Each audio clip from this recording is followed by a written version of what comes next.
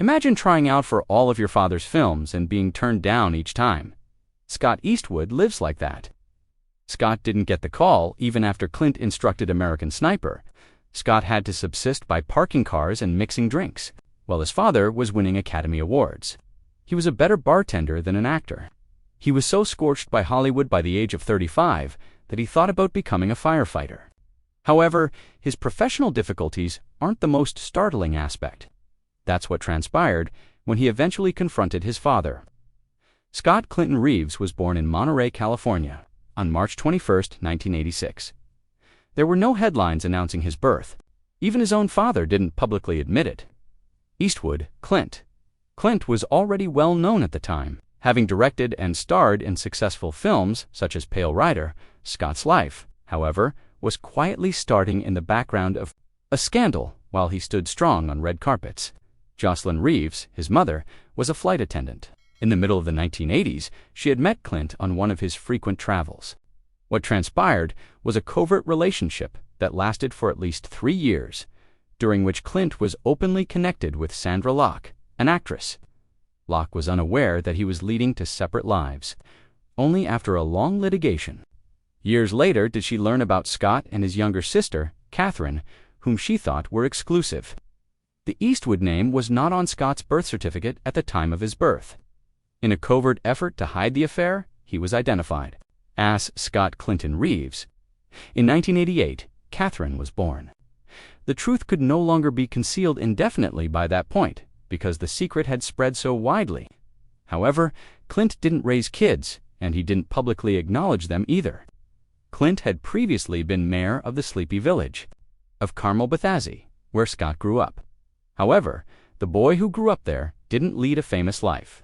Even though his father made $15 million a movie in the 1990s, Scott's environment was totally different.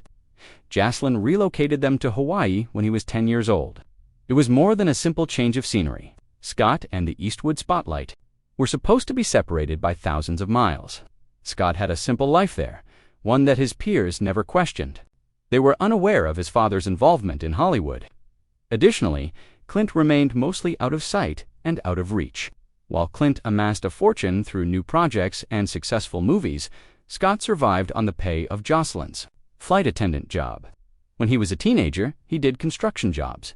He was a waiter. He did not attend Loyola Marymount University with the assistance of a trust fund. He covered his own expenses. He continued to use his given name, Scott Reeves, while pursuing a communications degree, taking acting lessons, and trying out for small roles. He was not looking for preferential treatment. He had no desire for Clint's assistance. However, the rejection still occurred. Scott subsequently acknowledged that he tried out for almost all of his father's movies, but was rejected each time.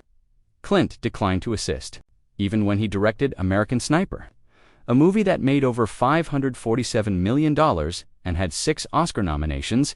He didn't give Scott any significant roles. Scott only desired one shot. He failed to understand. Clint had a straightforward philosophy. No favors, no handouts. You deserve it. While his father won Academy Awards, Scott had to labor on low-budget movies, park vehicles, and build buildings for years. That may sound commendable. His early roles were hardly noticeable. Scott played a little part as Private Roberto Lunsford in Clint's 2006 film, Flags of Our Fathers. The name Scott Reeves was used to credit him. Nobody was aware that he was Clint's son. That's how he wanted it. However, the price was steep. He failed to notice the momentum, the headlines, and the attention.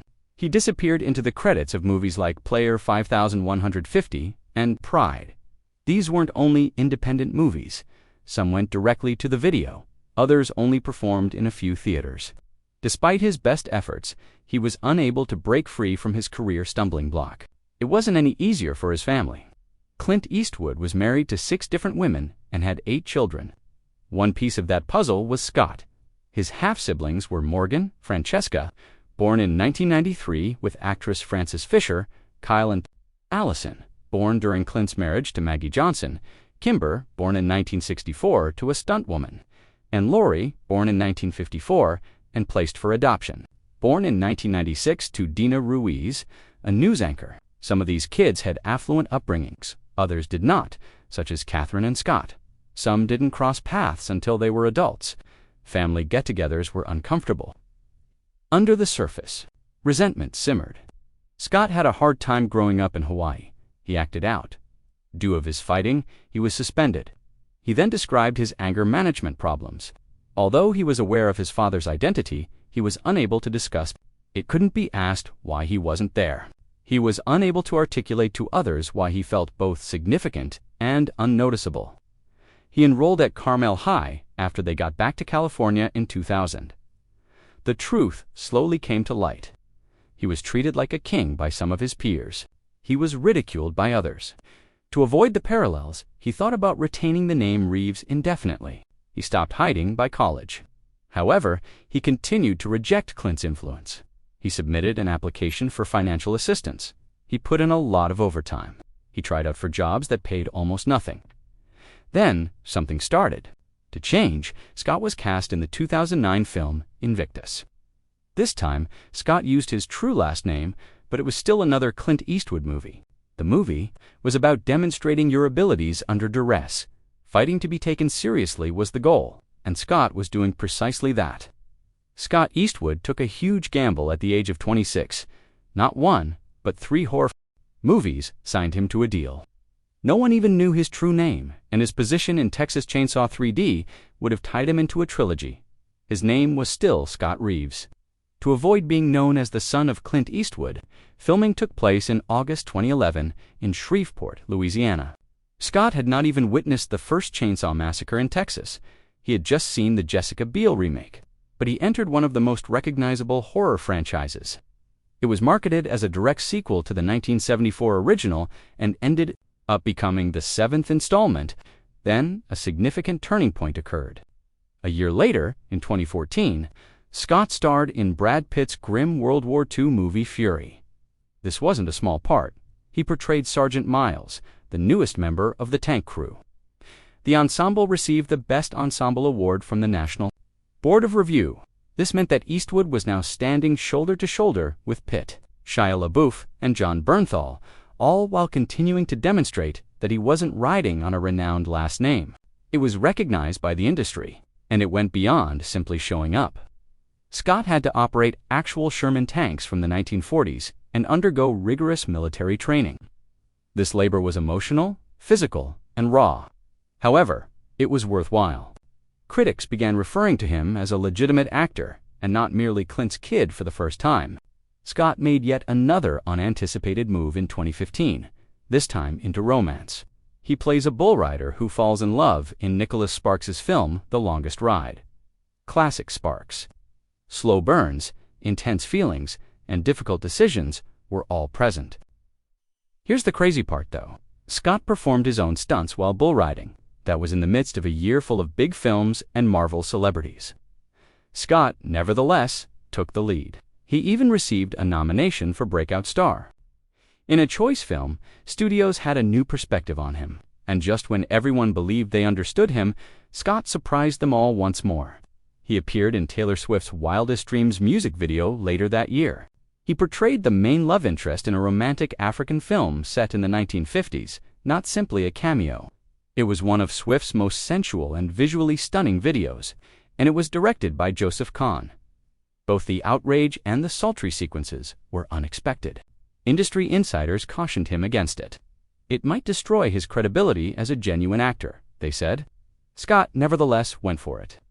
On August 31, 2015, the video debuted at the MTV VMAs pre-show. It received millions of views in a matter of hours. There was a twist to it as well. All sales were donated to the conservation of wild animals. Scott Eastwood, meanwhile, concealed a devastating truth for over 3 years. He eventually came clean in an interview with GQ Australia in 2017. Jewel Brangman, his lover, lost her life in an automobile accident back in 2014. She was just 26. They weren't being serious.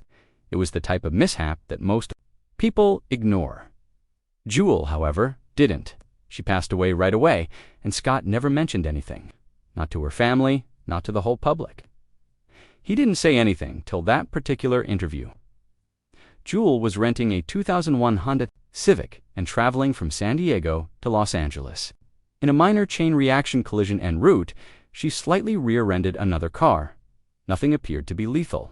Jules' car had a terrible secret, yet no one else was seriously hurt. In 2009, the airbag within was recalled. It was never repaired by the rental company. She was not saved by the airbag when it deployed. She was killed. Inside, the compounds were no longer stable. The canister of metal burst.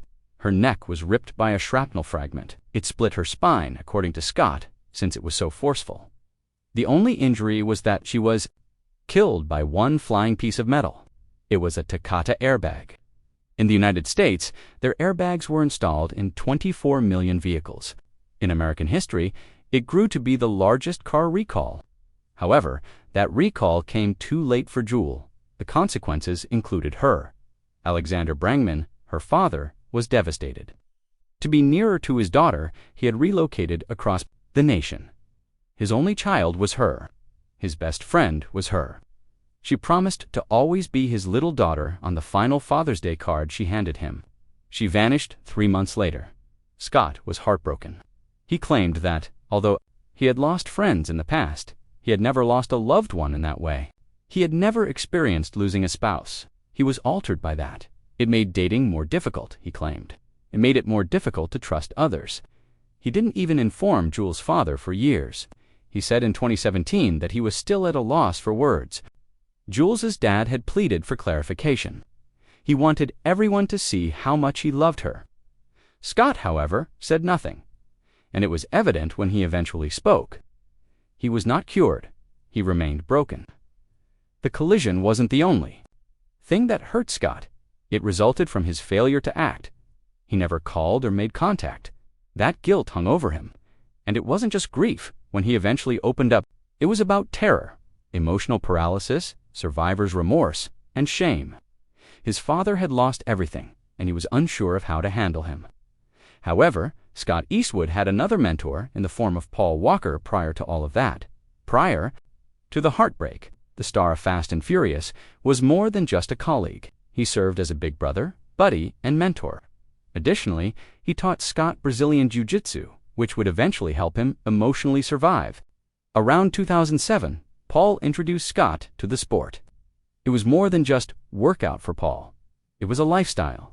He received instruction from well-known figures, including Ron Shiraki, Franjin Ha Miller, and Ricardo. He even converted a portion of his house in Hawaii into a training facility. He cherished it so much.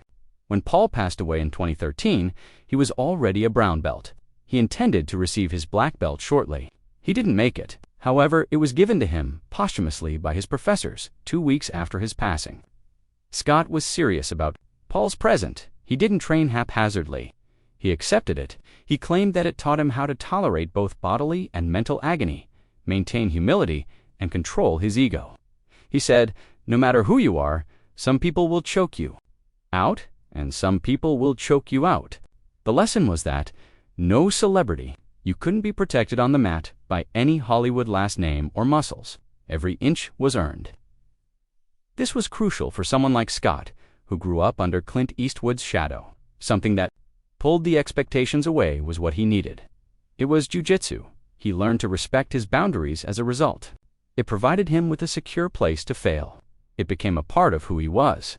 At one point, Joe Rogan gave an explanation of why jiu-jitsu is particularly effective for men. He claimed that it allows individuals to let go of pent-up emotions, quit acting, and deal with fear and rage without resorting to violence. It makes you more modest. It helps you relax. For Scott, it accomplished precisely that. Jiu-jitsu became more than just workout after Jules' passing. It turned into therapy. Scott claimed that it kept him centered and motivated. He consistently practiced and showed up even when he didn't feel like it. He gained power from that practice for both his body and mind. Scott Eastwood was miraculously saved twice by Paul Walker, initially by exposing him to the sport, and again by providing him with the means of survival after Jules. Although Paul's passing was tragic, his influence endured. That was something Scott brought. With him, he paid respect to his friend each time he stepped onto the mat. Each time he rose again, he paid tribute to Jules. Scott Eastwood wasn't content to merely follow in his father's footsteps as an actor. He desired to forge his own route when he joined the Fast and the Furious, one of the largest series in the world. In 2017, that route blasted open. He portrayed Little Nobody, a federal agent in a sharp suit. The part was written to cover Paul Walker's absence. Eastwood made no attempt to emulate him. Rather, he contributed his own style, humor, and charm. The character enjoyed fast vehicles, shared the same sense of honor, and had just enough disagreements with the crew to gain their respect.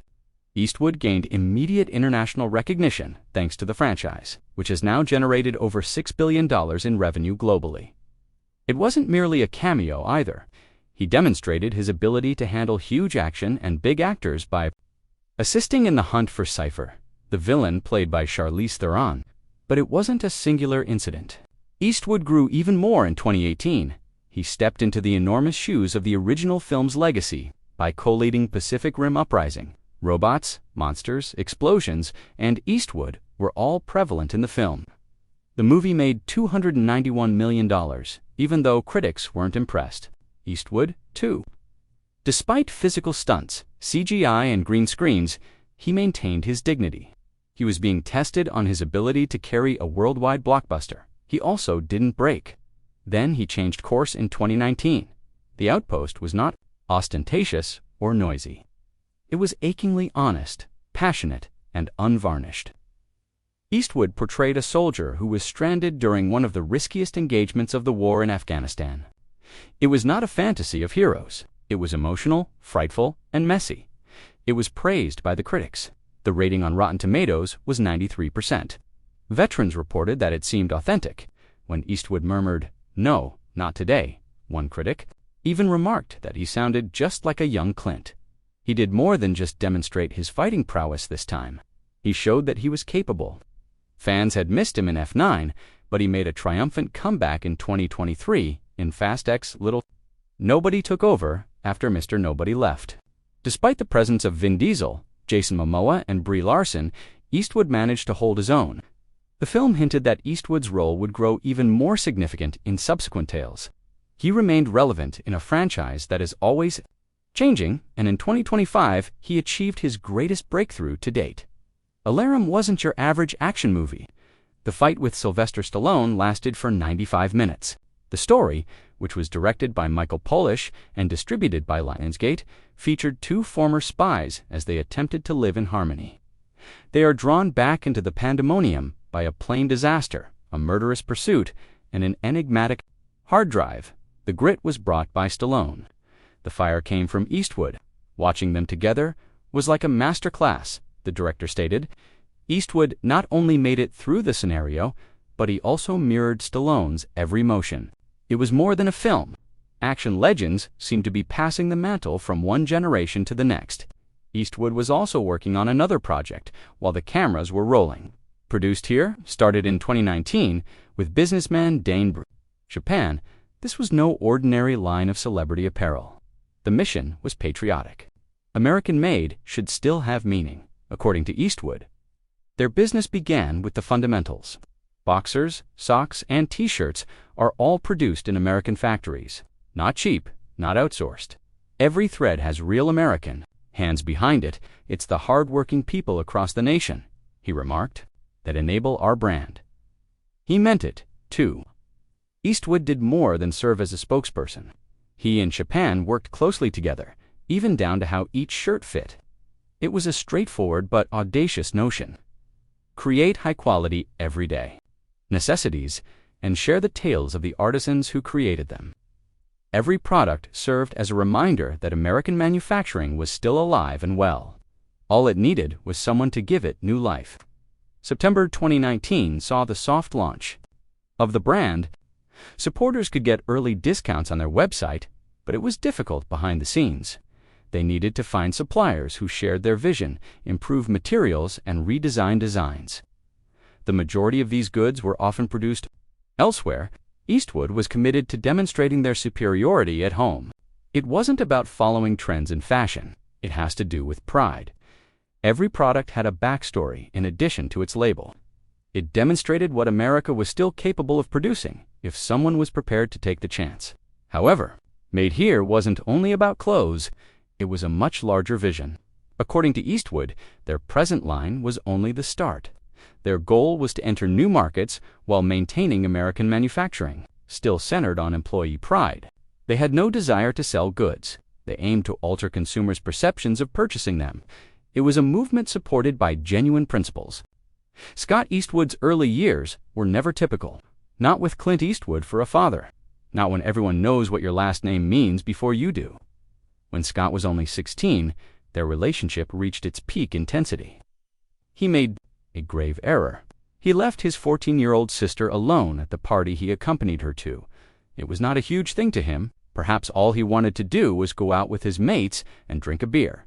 Clint, however, didn't hold back when he learned.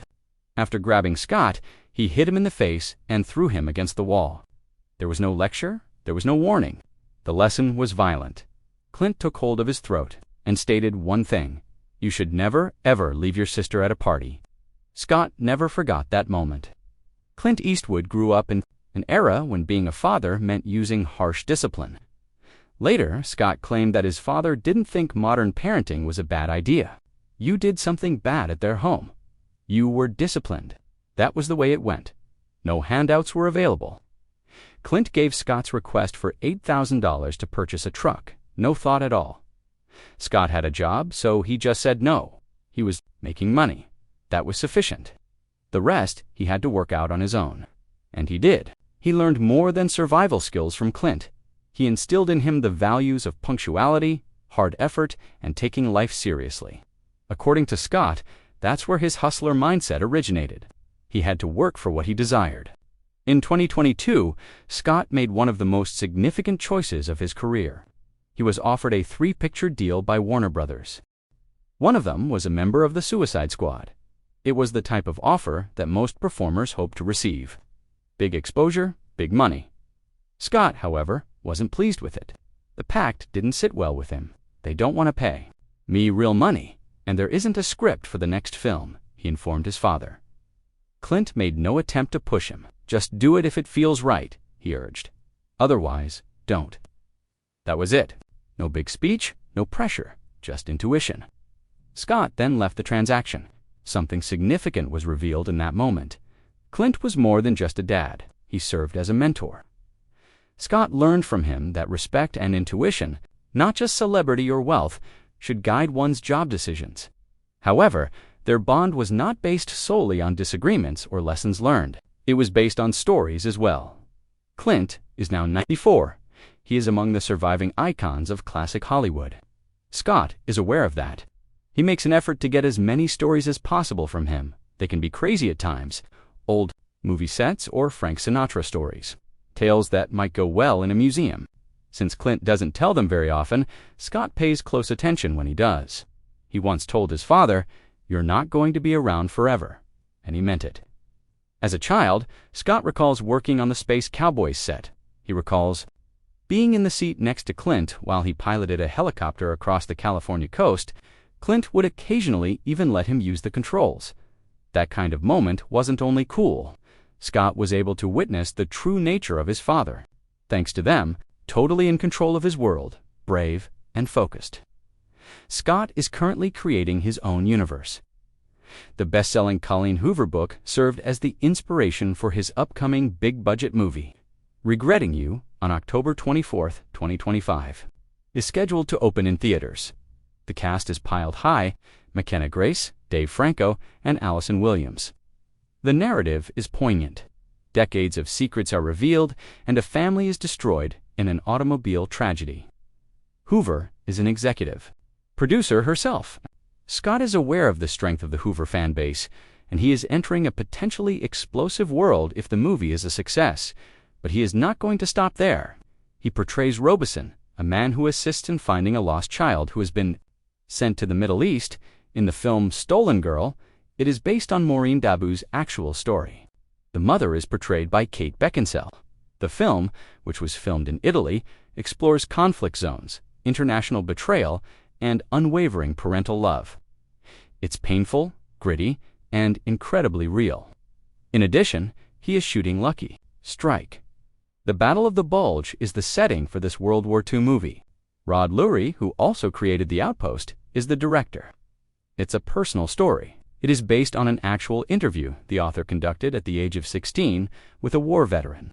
It is a tale of survival as seen by one soldier, Ingenue. Ella Staler and Colin Hanks are also in the lead roles. In Bulgaria, filming will begin in November, and Wind River comes next, the following chapter.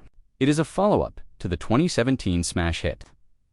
Jason Clarke and Martin Sensmeyer are among the strong cast members that Scott joins. The narrative centers on a string of ceremonial killings that occur on a Native American tribe. Scott portrays a wildlife and fish tracker hired by the FBI. It is dark. There are layers to it. It delves deeply into justice, tribal politics, and wilderness survival in the United States. Although filming is complete, the release date is still uncertain. Hollywood labor is like being stuck in a circus, according to a quote from Scott Eastwood. He was serious. He talked candidly about how the industry has repeatedly let him down.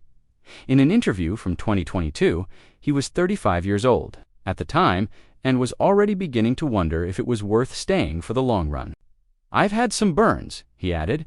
"I don't know if I want to do this into my 40s. Those weren't just words. His early years were anything but glamorous. He lived in Los Angeles and San Diego, juggling jobs like construction work, bartending, and parking cars just to survive. He made about $30,000 to $40,000 a year. Shockingly, he earned more mixing drinks than he did acting. There were moments when he came close to quitting. He even considered becoming a firefighter. That wasn't just a passing thought. It was a real backup plan." The emotional toll of chasing roles, combined with the unpredictability of the business, weighed heavily on him. And now, with his late 30s approaching, he's thinking about more than just movies.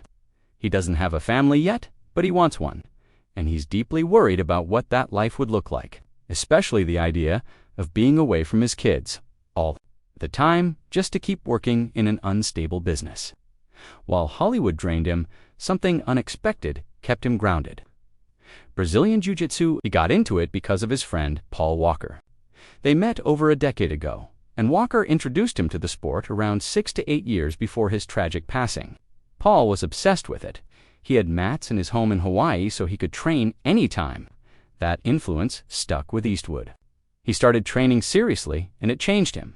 He talked about it on Joe Rogan's podcast, calling jiu-jitsu the ultimate humbling. In a place like Hollywood, where everyone's chasing status and validation, rolling on the mat reminded him that ego means nothing. "You're going to choke some people out. People are going to choke you out," he said. "It's simple, it's honest, and it breaks the illusion that you're special.